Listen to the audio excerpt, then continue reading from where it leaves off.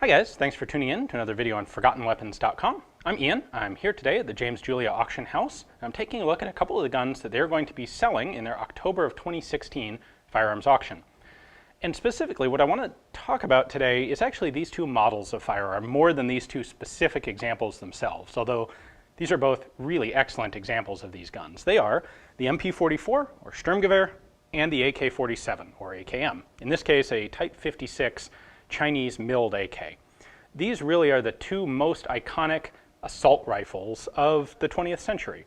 The MP44 here is really the gun that developed the concept as a truly practical and widespread thing. And the AK is the gun that took that concept and spread it to the whole world.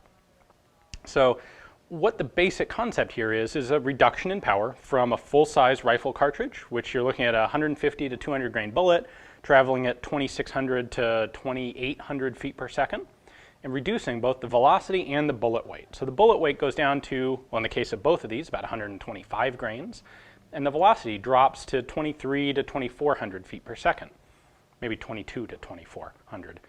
And what you do in that trade-off is you get rid of effective range. The maximum range for these rifles drops to about 300 yards, give or take. And in return, you get controllability in full auto. One of the problems with fully automatic rifle caliber guns is that when fired from the shoulder, they typically have too much recoil to be practical. Now, yeah, if you spend a lot of time practicing and decide to become an expert, absolutely, people can control those guns. But it takes a lot of mental bandwidth to do that. It's not something you can do very easily, and certainly not something you can do without practice. With one of these rifles, with a full auto assault rifle, a fully automatic rifle in one of these intermediate smaller cartridges, you really can fire this fully automatic and control it and control where it's firing and where you're hitting without an incredible amount of practice. That's what made them really the next step in firearms development from a military perspective. Now, when it comes down to a comparison between these two guns, I will contend that the Sturmgewehr is the nicer of the two to actually use. The Sturmgewehr is a little bit heavier by a pound or two. It fires a slightly less powerful cartridge, goes a little bit slower than the AK cartridge, and the gun has a slightly slower rate of fire. And all these things combine to make this a very controllable gun. When you put your cheek on the stock of these rifles, the sights just drop right into alignment. It's easy to hold the gun down under recoil because it is a heavy gun firing a slightly weaker cartridge. And the slow rate of fire allows you to really effectively control where the rounds are going. And you can see that in firing footage, that these guns don't move as much as AKs do. Now, the AK, on the other hand, is a little more powerful. It's a little bit lighter. It's not quite as ergonomic. And when you fire it, there's more movement to the gun. It takes a little more effort to control it. Because of the faster rate of fire, you're going to run out of ammunition faster in general.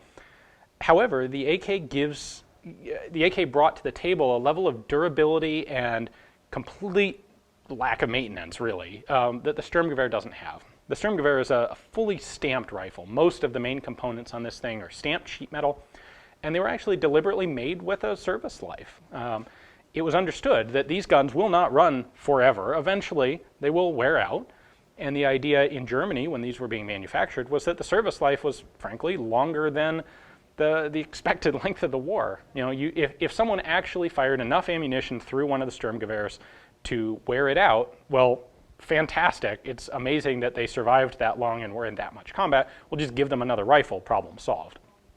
The AK kind of takes the opposite perspective, especially the milled AKs. Really are guns that will pretty much run until the end of time. They have very chunky parts. There's not very much to go wrong on them at all. And they don't require any real attention to maintain. You shoot it and lean it up on the wall, and really the only thing you need to pay attention to is if you're using corrosive ammo, make sure you clean it, because otherwise you'll erode the bore out. The Sturmgewehrs were fired during the war with exclusively quite corrosive ammunition and need to be cleaned unless, of course, you're not going to survive the rest of the week, in which case, who cares? However, the sheet metal stamped receivers of the Sturmgewehr do wear out. It's not uncommon to find them damaged sometimes and in need of repair in a way that you just don't often find, certainly not on milled AKs. Now, it's also interesting to look at the perspective under which both of these guns were adopted by their militaries.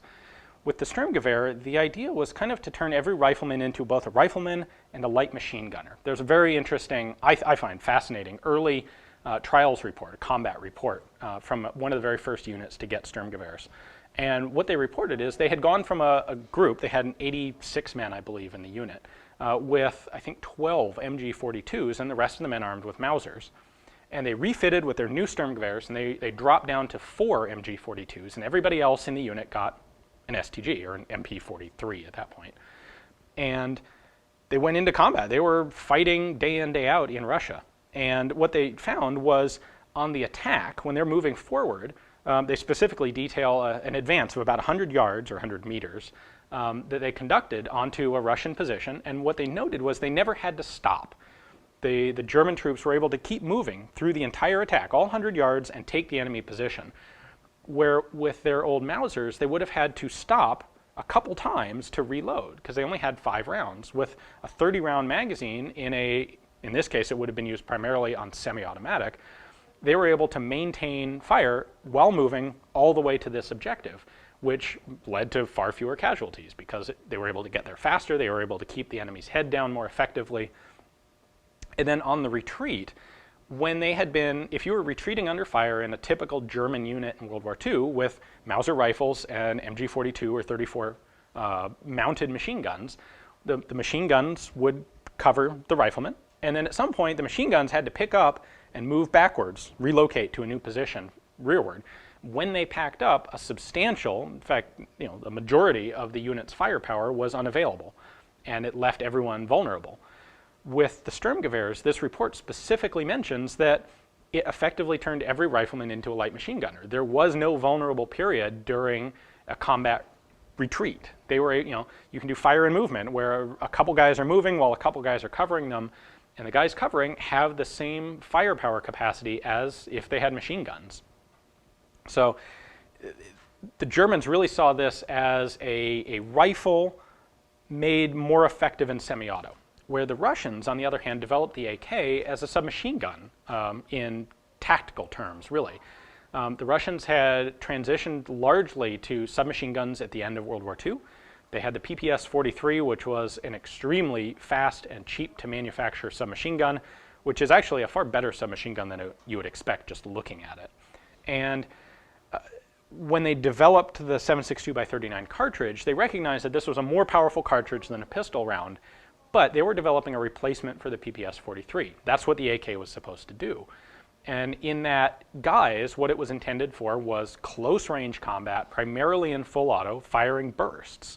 Full auto was more important than semi-auto on the AK in terms of Soviet doctrine. And the AK does really well at that. Its higher rate of fire is more suited to that. Could it have been a smaller cartridge, more like what the STG used? Sure, it could have been, but they opted not to. And it's interesting that the Soviets had adopted the SKS right at the same time as a new rifle to replace the Mosin Nagant and the SVT.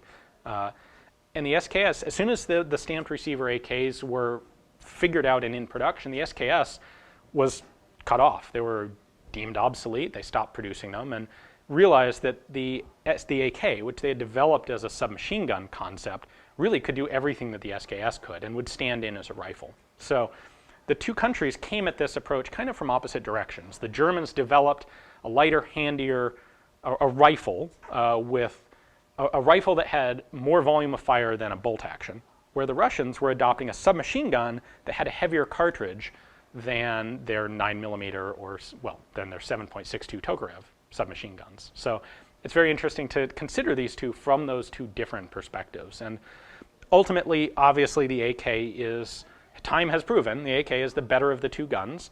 But it did also come with the advantage of seeing what the Germans were doing first and improving on those things that needed improvement. So we are fortunate in this country that while there may not be a lot of them and they may be quite expensive, guns like these are still available to the general population. Anyone who sets their mind to really wanting one, either one or I suppose both, of this type of firearm really can purchase one today. There are substantial numbers of these guns available. Obviously, the semi-automatic AKs are widely available and widely manufactured. Hopefully, we'll see, before too much longer, semi-auto Sturmgewehrs available. But the full auto really does give you that full experience of what the design was intended to do and how these guns were meant to be used. So if you ever have the chance to fire one or both of these, I would strongly encourage you to do so. And I would say go into doing that, do some research, do some reading, learn what the intention was behind the development of these guns, and try to, that'll allow you when you fire them to really appreciate what the designers were trying to get, and you can make your own assessment of how well or how poorly they succeeded at those goals. Of course, these two particular guns are both coming up for sale here. I'm sure this video will be watched well after this auction is over, and the Julia company does regularly get machine guns, transferable machine guns like these two. So definitely if you're watching this later than October of 2016, hey, you know, and you want to get some of these and you are willing to make the financial commitment to owning one of them because they're not super cheap, well, check out the Julia catalog. There are links for the time being to these two particular guns, and if you're watching later, check out jamesdjulia.com and take a look at their current auction and see what they are going to have coming available. Thanks for watching.